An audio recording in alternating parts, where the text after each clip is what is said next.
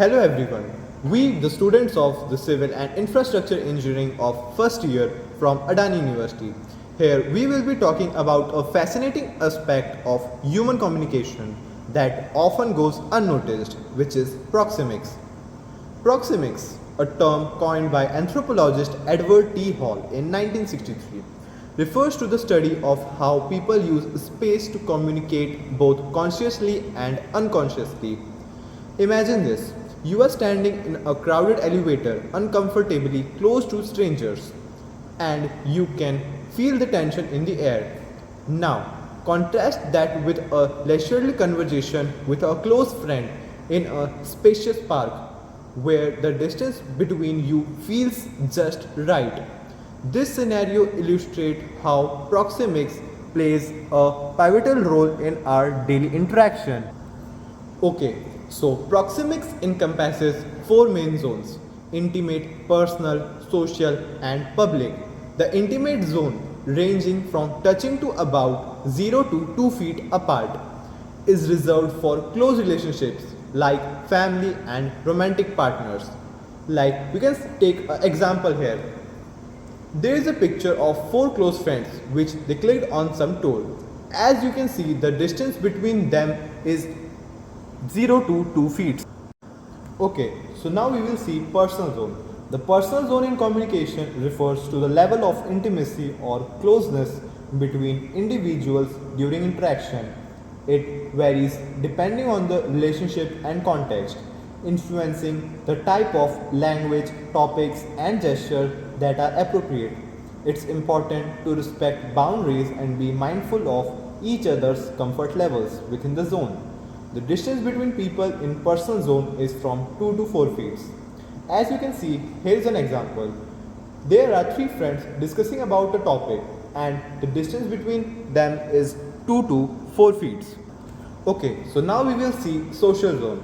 The social zone in communication is the space where most social interaction occurs, typically ranging from about 4 to 12 feet apart.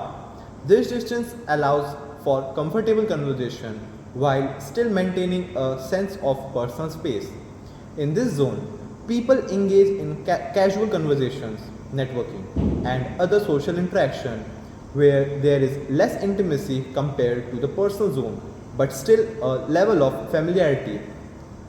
Here you can see an example. A lecture is going on where the students and the lecturer is having a distance of 4 to 12 feet. Okay, so now we will see the public zone. The public zone in communication refers to the space beyond 12 feet, where interactions are more formal and public in nature. This zone is commonly observed in settings such as public speaking events, lectures, or presentations, where there is a large physical distance between the speaker and the audience. In this zone, communication tends to be more formal, one directional, and less interpreted to interaction in closer zones. Here you can see an example of a crowd where the speaker and the audience is having a distance of beyond 12 feet, which is a perfect example of a public zone.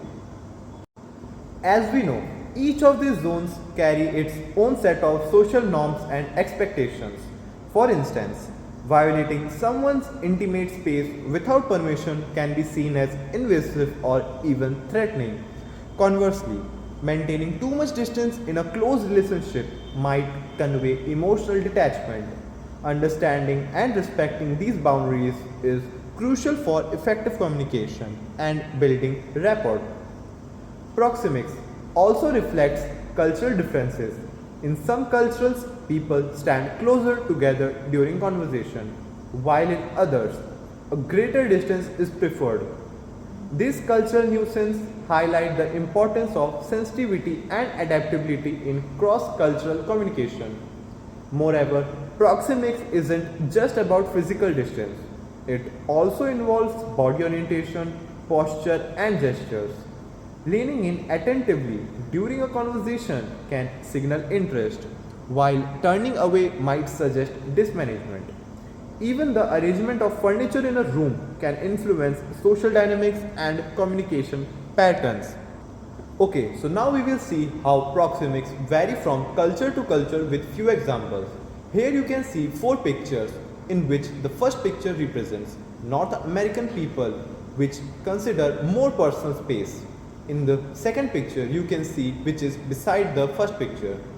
In this it shows Latin American people which take less personal space than North Americans. In third picture you can see European people which prefer more touch. In fourth picture, Asian cultural people which prefer less touch. At last, we conclude proxemics offer valuable insights into how we navigate social interactions and establish connections with others. By being mindful of our own spatial preferences and respectful of those of others, we can foster better communication and cultivate meaningful relationships in both our personal and professional lives. Thank you everyone.